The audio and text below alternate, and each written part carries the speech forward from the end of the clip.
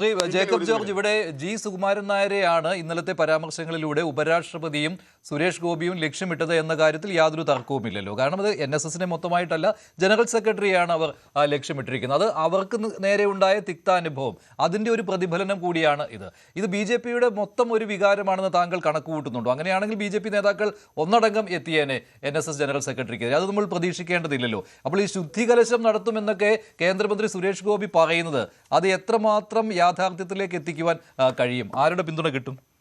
അല്ല, ഞാൻ ഇപ്പോൾ മഞ്ജുഷ് എന്നെ ഈ ചർച്ചയ്ക്ക് വിളിച്ച ശേഷം ഞാൻ കുറേ ഹോംവർക്ക് നടത്തി, കുറേ പേരുമായിട്ട് സംസാരിച്ചു. കേരളത്തിൽ നിന്ന് പോയ, അതിൽ പങ്കെടുത്ത, സമ്മേളനത്തിൽ പങ്കെടുത്ത എൻ്റെ നായർ സുഹൃത്തുക്കൾ കുറേ പേരുണ്ട്. ഡൽഹിയിൽ അല്ല, കേരളത്തിൽ നിന്ന് പോയ, അതെ, ഡൽഹി സമ്മേളനത്തിന് പോയ ചിലരുമായിട്ട് സംസാരിച്ചു.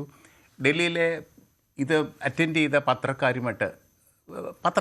പഴയ എൻ്റെ സുഹൃത്തുക്കൾ, അവരുമായിട്ടൊക്കെ സംസാരിച്ചു.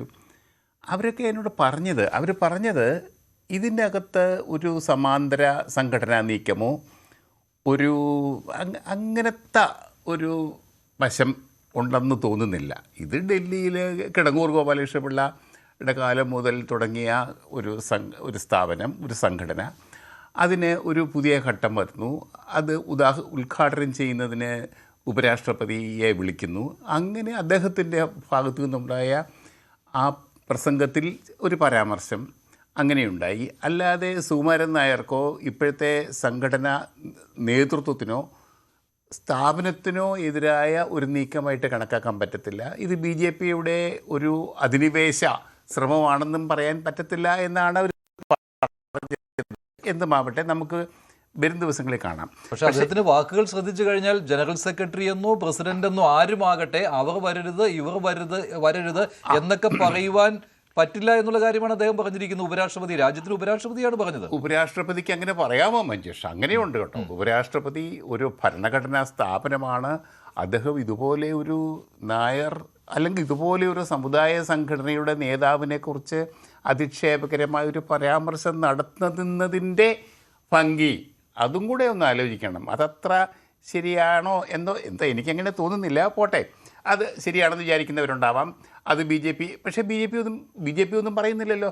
ബി ജെ പി നേതൃത്വത്തിന് അദ്ദേഹം പറഞ്ഞൊരു പ്രധാനപ്പെട്ട ഘടകമുണ്ട് അതിനകത്ത്, പ്രധാനപ്പെട്ട പോയിന്റ് ഉണ്ട്. അത് ഈ മന്നത്തെക്കുറിച്ചുള്ളതാണ്. മന്നം സ്മൃതി, മന്നം സമാധി, ഇതൊക്കെ തൻ്റെ സ്വത്താണ് എന്ന രീതിയിൽ കണക്കാക്കുന്നവരാണ് അതിൻ്റെ അധികാരത്തിൽ ഇരിക്കുന്നത് എന്നാണല്ലോ. അതുകൊണ്ട് തന്നെയാണ് ഇന്ന് ചില BJP നേതാക്കൾ പ്രതികരിച്ചപ്പോഴും ഈ മന്നം ഒരു പൊതു സ്വത്താണ്, അത് സ്വകാര്യ സ്വത്തല്ല എന്ന കാര്യം ഓർമ്മിപ്പിക്കുന്നു. അത് BJP നേതാക്കളും ഉണ്ടാക്കൂട്ടത്തിൽ.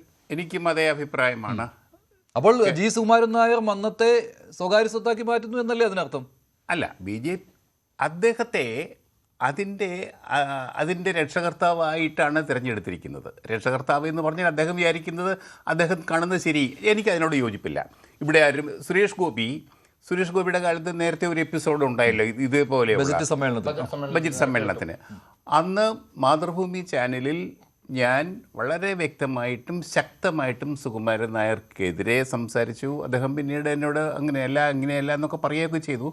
പക്ഷേ ഞാൻ അതിനെതിരെ, കാരണം എനിക്ക് ഒരു മാധ്യമപ്രവർത്തകൻ എന്ന നിലയ്ക്ക് NSSുമായിട്ട് ഞാൻ കോട്ടയത്ത് മാതൃഭൂമിയിലിരുന്നാണ്.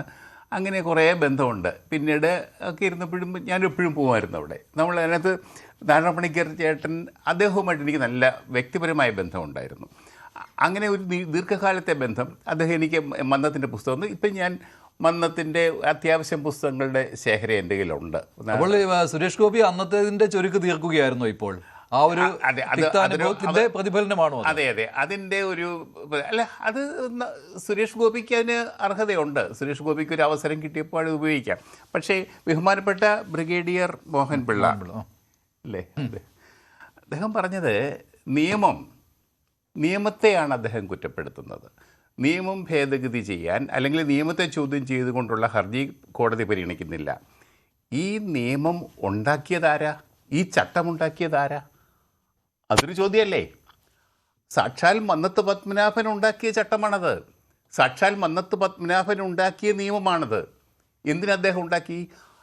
ഇത്രമാത്രം കാഴ്ചപ്പാടുള്ള ഒരു സമുദായ നേതാവ് ഒരു പക്ഷേ കേരളത്തിൽ കണ്ടിട്ടുണ്ടാവില്ല. ഞാൻ മനസ്സിലാക്കിയത് എങ്ങനെയാണ്, ബഹുമാനപ്പെട്ട ഉപരാഷ്ട്രപതി പറഞ്ഞതുപോലെ കേരളത്തിലെ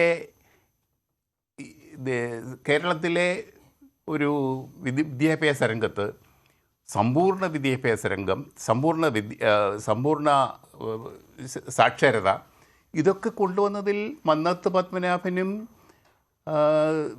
ശരിക്കും ശ്രീനാരായണ ഗുരുവിനുമൊക്കെ വലിയ പങ്കുണ്ട്. യാതൊരു സംശയമില്ലാത്ത കാര്യമാണ്. അത് കേരളത്തിൻ്റെ ജീവിക്കുന്ന സത്യങ്ങളാണ്, അത് സമ്മതിക്കുന്നു. പക്ഷേ അതിൻ്റെ അപ്പുറത്ത് തന്നെ ഇവർക്ക് ഈ മന്നത്ത് പത്മനാഭൻ ആ സംഘടന കെട്ടിപ്പടുക്കുന്നതിൽ ഒരു വലിയ പങ്കുണ്ട്. ആ പങ്ക് പിന്നീടുള്ളവർക്ക് ആർക്കും അത് നിർവഹിക്കാൻ കഴിഞ്ഞിട്ടില്ല. കാരണം ഒരു നേതാവ് അത് ചരിത്രത്തിൻ്റെ സൃഷ്ടിയാണ്, ആ കാലഘട്ടത്തിൻ്റെ സൃഷ്ടിയാണ്. ആ കാലഘട്ടത്തിൻ്റെ സൃഷ്ടിക്കപ്പുറത്തേക്ക് വേറൊരു നേതാവിനും നാരായണ പണിക്കർ.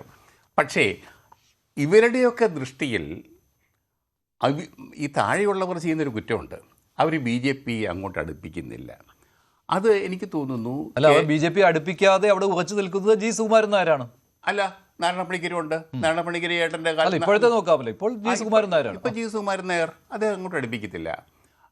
ഉപരാഷ്ട്രപതി വന്നപ്പോൾ ഉപരാഷ്ട്രപതിയല്ലേ, അദ്ദേഹം നായരാണോ അദ്ദേഹം വേറെ സമുദായക്കാരനാണോ ഒന്നും നോക്കേണ്ട കാര്യമില്ല. അതാണ് എൻ്റെ അഭിപ്രായം. അദ്ദേഹം അങ്ങനെ സങ്കുചിതമായ ഒരു സ്ഥാനത്തിരുന്നും കൊണ്ട് സങ്കുചിതമായ ഒരു അഭിപ്രായം കാണിക്കേണ്ടതില്ല. പക്ഷേ അദ്ദേഹത്തോട് അടുത്ത് നിൽക്കുന്ന ആൾക്കാർ പറയുന്നത് അവിടെ പോലീസ് നായയെ കയറ്റുമോ, അവിടെ പോലീസ് നായയെ കൊണ്ട് സുരക്ഷാ പരിശോധന നടത്തുമോ എന്നൊക്കെയുള്ള പേടിയോ തന്നെയാണ് ഡോഗ് സ്ക്വാഡിനെ അനുവദിക്കില്ല എന്നുള്ളതാണ്. അതെ, അതാണ് പണ്ടൊരിക്കൽ അങ്ങനെ ഒരു പ്രശ്നം ഉണ്ടായതാണ്. പക്ഷേ എങ്കിൽ പോലും അങ്ങനെ ഒരു ക്ഷേത്രത്തിൽ, ഗുരുവായൂർ ക്ഷേത്രത്തിൽ തൊഴാൻ ഒരു VIP വന്നാൽ അവിടെ ഇതേപോലെ ഡോഗ് സ്ക്വാഡിനെ അയക്കുമോ? അങ്ങനെ അയക്കേണ്ട കാര്യമില്ലല്ലോ. ശ്രീ പണിക്കർ, കൂടുതൽ വാർത്തകൾക്ക് News 18 Keralam YouTube channel subscribe ചെയ്യുക.